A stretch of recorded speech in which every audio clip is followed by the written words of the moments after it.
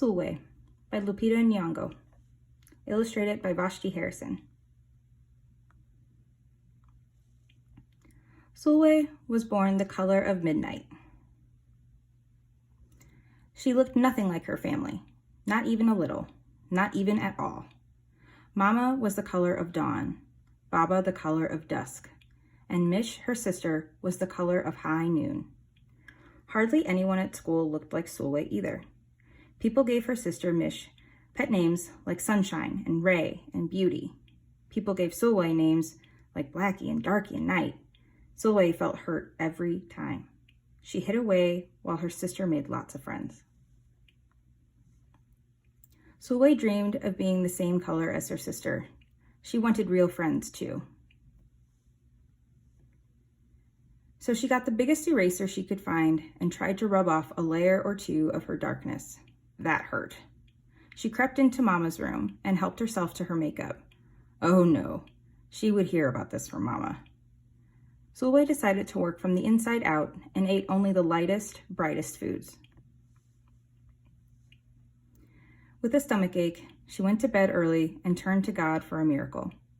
Dear Lord, why do I look like midnight when my mother looks like dawn? Please make me as fair as the parents I'm from. I want to be beautiful, not just to pretend. I want to have daylight. I want to have friends. If you hear me, my Lord, and would like to comply, may I wake up as bright as the sun in the sky. Amen. When Mama came in to wake her for school the next morning, Sulwe rose to find not a trace of daylight in her midnight skin. Sulwe told Mama everything. Mama asked, "What is your name?" "Sulwe," she muttered. "And what does it mean?" "Star," Sulwe whispered. Brightness is not in your skin, my love. Brightness is just who you are. As for beauty, Mama said, rubbing Sulwe's stomach the way she always did to comfort her, you are beautiful. Sulwe sighed.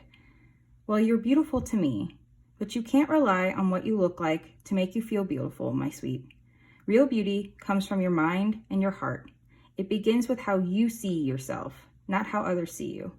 Now up you get and out you go.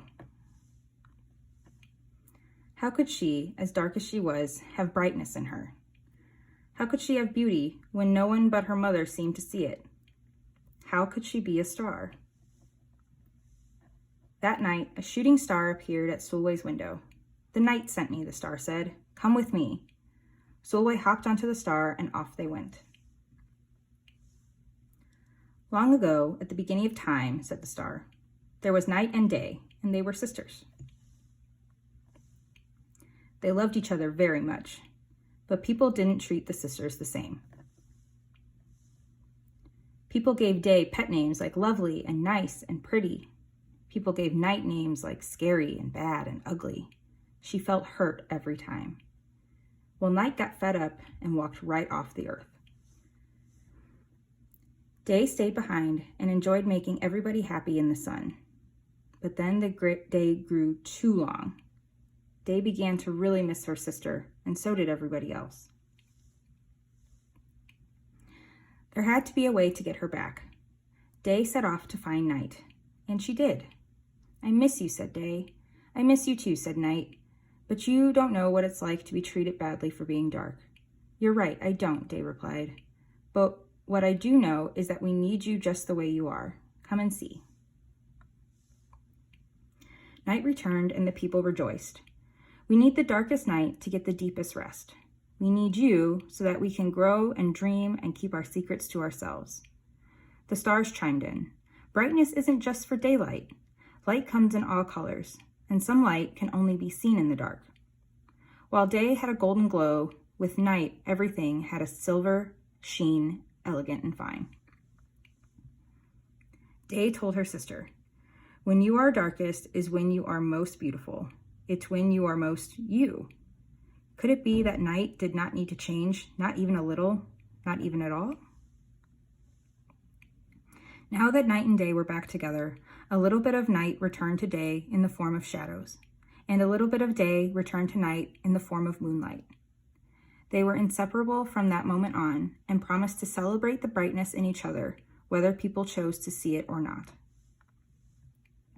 You see, the star explained, we need them both on their sunniest day and their darkest night, and every shade in between. Together they make the world we know, light and dark, strong and beautiful. Sulwe rose the next morning, beaming. There would be no hiding anymore. She belonged out in the world, dark and beautiful, bright and strong. And if she ever needed a reminder of her brightness, she could look up at the sky on the darkest night to see for herself. Sulwe felt beautiful inside and out. The end.